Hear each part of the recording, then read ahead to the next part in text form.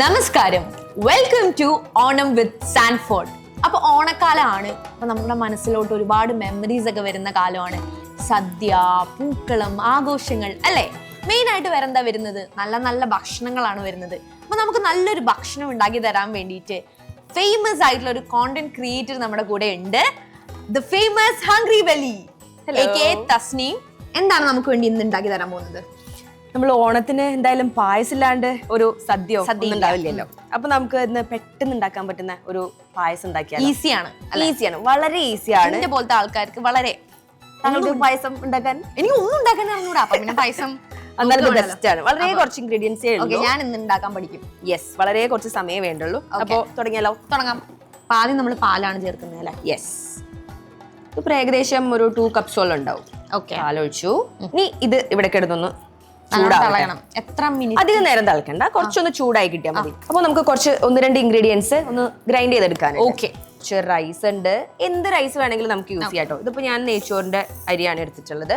കുറച്ച് rice add ചെയ്തിട്ടുണ്ട്. അതിലോട്ട് നമുക്ക് കുറച്ച് കാഷ്യൂസ് ആഡ് ചെയ്യാം. നിങ്ങളുടെ ഇഷ്ടത്തിനനുസരിച്ചിട്ട് ആഡ് ചെയ്യാം. ഞാനിപ്പോ ഒരു 5 പീസ് എടുത്തിട്ടുണ്ട്. ചെറിയൊരു പിടി ആഡ് ചെയ്യാം. അതുപോലെ നട്ട്സ്, ആൽമണ്ട്സ് കുറച്ച് ആഡ് ചെയ്തിട്ടുണ്ട്. പിന്നെ നമുക്ക് ഒരു 1-2 കാടമത്തിന്റെ ഫ്ലേവർ ഒക്കെ ഇഷ്ടമാണോ? ശരിയാണല്ലേ, എനിക്ക് നല്ല ഇഷ്ടമാണ്. ഇനി നമുക്കിത് പെട്ടെന്നൊന്ന് പൊടിച്ചെടുക്കാം അല്ലേ?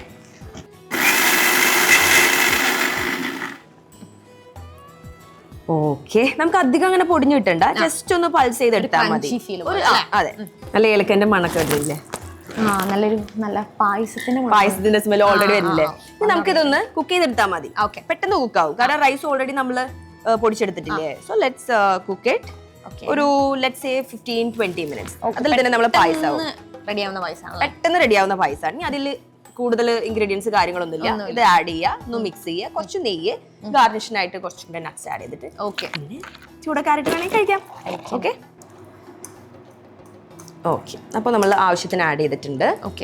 നമുക്ക് ഒന്ന് മിക്സ് ചെയ്തിട്ട് അങ്ങനെ അടുക്കിടന്ന് കുക്കാവട്ടെ. കുറച്ച് സമയം എടുക്കും. എത്ര ടൈം എടുക്കും?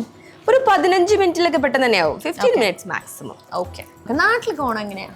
നാട്ടിലെ ഓണം ഉഷാറല്ലേ? കാര്യം നമ്മൾക്ക് ഒരുപാട് നെയ്ബേഴ്സ് ഉണ്ട് ഓണം ആഘോഷിക്കുന്നവര്. അപ്പോ നമ്മള് തലേ ദിവസേ അവിടെ ചെല്ലും. തലേ ദിവസമല്ല, അത്തം 1-ന് തന്നെ നമ്മൾ വിളിക്കും. നമ്മൾ പോയിട്ട് പൂവെല്ലാം പിച്ചു കൊടുക്കാനായിട്ട് ഹെൽപ്പ് ചെയ്യും. അതുപോലെ ഓണത്തപ്പൻ, ഇവർക്ക് ഓരോ ദിവസം ഓരോ സ്റ്റേജസ് ആണല്ലോ പൂക്കൾ. അപ്പൊ അതിന് വേണ്ടി ഹെൽപ്പ് ചെയ്യും. പിന്നെ തിരുവോണത്തിന്റെ അന്ന് തലേ ദിവസം നമ്മൾ ചെന്നിട്ട് ഇതുപോലെ വീണ്ടും വലിയ അത്തപ്പൂക്കളത്തിനുള്ള പൂവ് പറിക്കാനും അതിന് വേണ്ടി ഹെൽപ്പ് ചെയ്യും. പിന്നെ പിറ്റേ ദിവസമാണ് ശരിക്കും ഓണത്തിന് സദ്യ കഴിക്കാൻ വേണ്ടി നമ്മൾ പോകും. മെയിൻ ആണ് സദ്യ. അപ്പൊ അതാണ് നമ്മൾ ഫോക്കസ് ചെയ്യുന്നത്. ആദ്യമേ തന്നെ ചെന്നിരിക്കും. പിന്നെ എന്തൊക്കെ കറികളുണ്ട് നോക്കും. ഉപ്പേരി, അതുപോലെ ചക്രവരട്ടി ഉണ്ടല്ലോ, അതൊക്കെ മസ്റ്റാണ്. അതൊക്കെ ആദ്യമേ തന്നെ എടുത്ത് കഴിക്കും.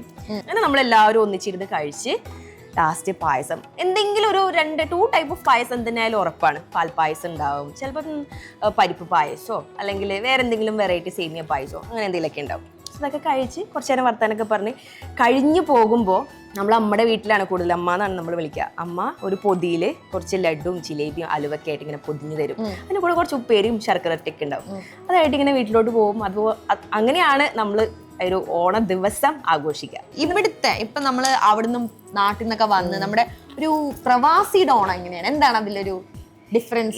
ഇവിടെ മൊത്തത്തിൽ ആഘോഷങ്ങളല്ലേ. നമുക്ക് ഒരുപാട് എന്താ പറയാ, എല്ലാവരും ഒന്നിക്കുന്ന ഒരുപാട് ഇവന്റ്സ് ഇവിടെ ഉണ്ടല്ലോ, ആഘോഷങ്ങള്. സോ അതിലെല്ലാം നമ്മൾ പങ്കെടുക്കും. അങ്ങനെ ഒരുവിധം നമ്മൾ അറിയാവുന്ന എല്ലാവരുമായിട്ട് ഒന്ന് കണ്ടുമുട്ടി സംസാരിച്ചിട്ട് അങ്ങനെയൊക്കെ ആയിരിക്കും ഓണത്തിന്റെ ഒരു സീസൺ. പിന്നെ നമ്മൾക്ക് അന്നത്തെ ദിവസം മാത്രമല്ലല്ലോ ഓണം, പ്രവാസികൾക്ക് കുറച്ച് അധികം അങ്ങോട്ടേക്ക് ഓണം ഉണ്ടാവുമല്ലോ. വലിയ ഓണങ്ങളാണ് നമുക്ക്.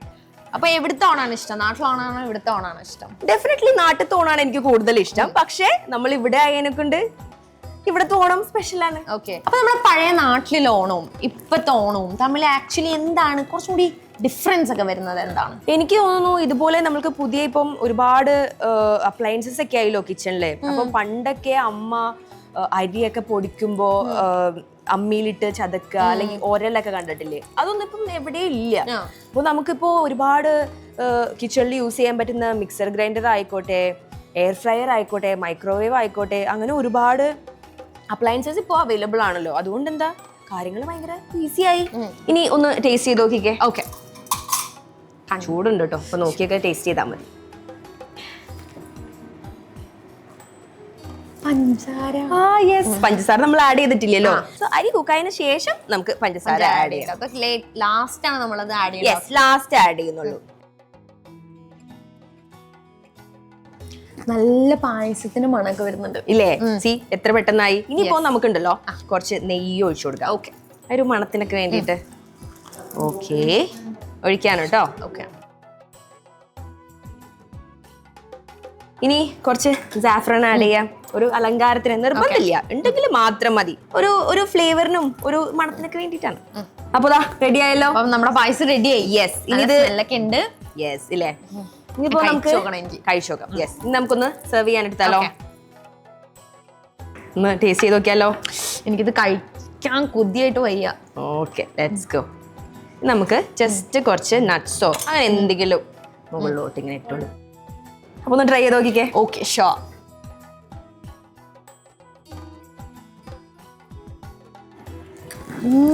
നല്ല ടേസ്റ്റ് ഉണ്ട്.